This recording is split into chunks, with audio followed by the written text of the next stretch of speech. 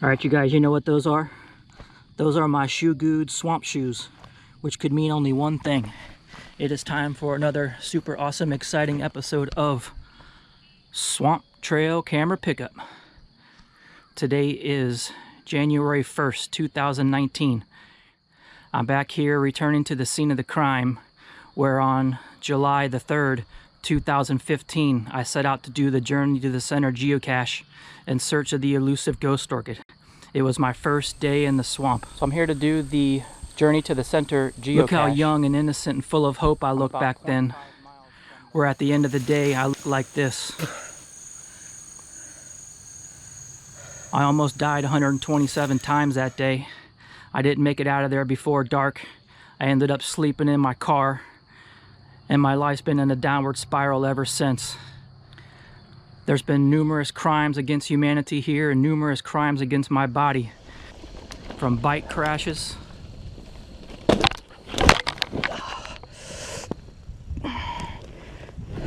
to falls in the swamp, to the mosquitoes.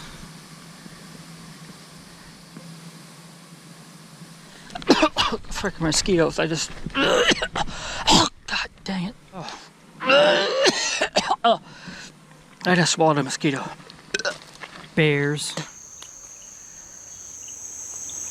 He sees me now. Jumping gators.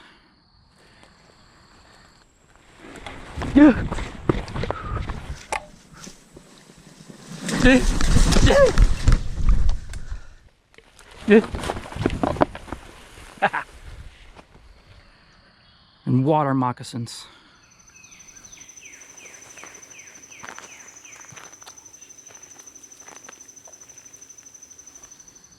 There's even been crimes against my car.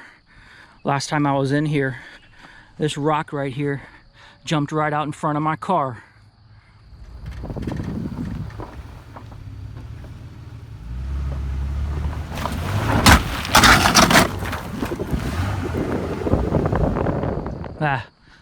No big deal, it's just a transmission. I put this camera out on Thanksgiving Day, so it's been out a little more than a month. I put it way out in a spot on Janes Scenic Drive where I've never put a camera before. Should be no humans out there. So let's go pick it up and see what we get.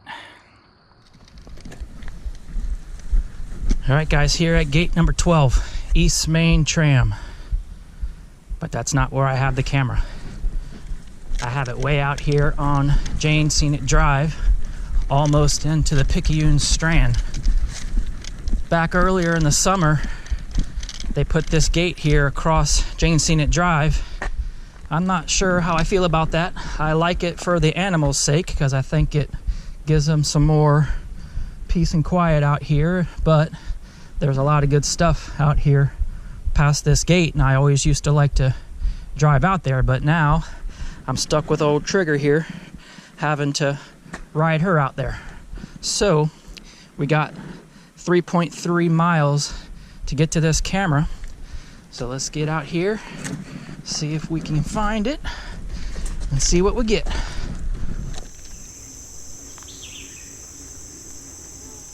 I'm gonna take you guys on a 3.5 mile, 5 times speed time warp up the northern half of Janes Memorial Scenic Drive. This is an 11-mile dirt road. It's the only way in and out of the Fakahatchee Strand Preserve State Park. When I first started coming in here, I always wondered, who's this Jane lady and why'd they name this road after her? But I did a little research and found out that back in the 1930s, there were these 3 brothers and their last name was Janes. And back in Copeland, they had some tomato farms and a restaurant and a general store with a post office. And one of the brothers, Winford Janes, became a Collier County Commissioner way back in the day. So they named this road after him.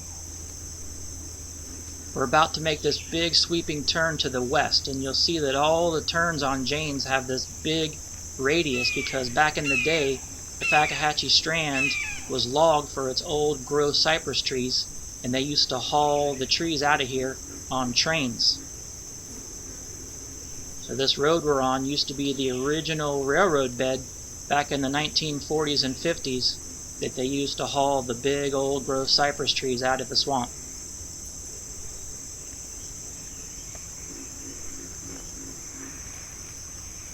This is January the 1st. We're entering into the heart of the dry season, and there's still water along Janes Scenic Drive in the ditch, but I was in here a year and a half ago after Hurricane Irma, riding my bike through 4 inches of water that was flowing over Janes Scenic Drive.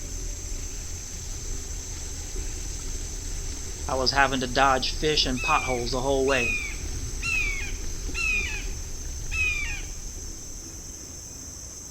There's a big difference in here during the dry season and the wet season. Now you can see all the foliage is off of the trees. It's all dry in here, but you come in here during the summer months and you'll see the Janes Scenic Drive is full of big potholes full of water. All the foliage is back on the trees, and it's dark and gloomy and spooky in here. I think I like it a lot better in here in the summertime when it's all dark and spooky, because I think you get a true feel of what the swamp is all about, even though your chances of dying of heat stroke and malaria go up exponentially. As we're heading west out of the central slough, you'll notice the environment changes quite a bit. The big cypress trees are behind us, and they're replaced with these pine trees over here on our left. And it's just a lot more open and drier out here the farther west you get. And this borrow pit up here that we have the camera set on is right up here on our right, past gate 18.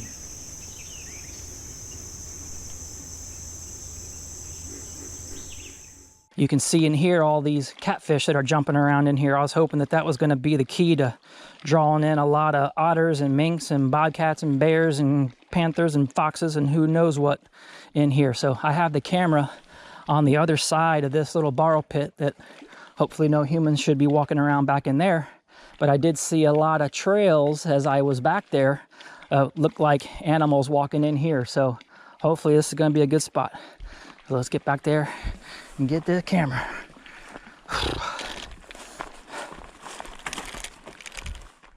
52 feet to go. Right over here. This little borrow pit's over here, about 75 feet away. Oh, and there's some trails going right through here that I was hoping that were critters coming in here at night to feed on these fish. And I see the camera, there it is. Ooh. Hey buddy. So overlooking this little clearing here, I was hoping a lot of critters were just walking around, coming right through here, and our little water hole's right there. So that looks pretty sweet. Some trail going off this way too. All right, so let's get that thing off the tree.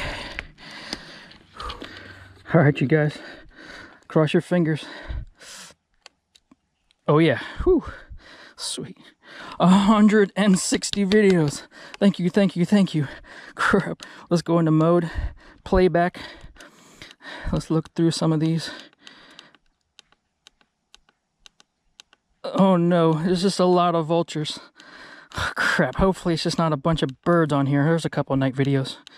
So that should be something. All right, well, let's go put these on the computer and see what we get. Whew.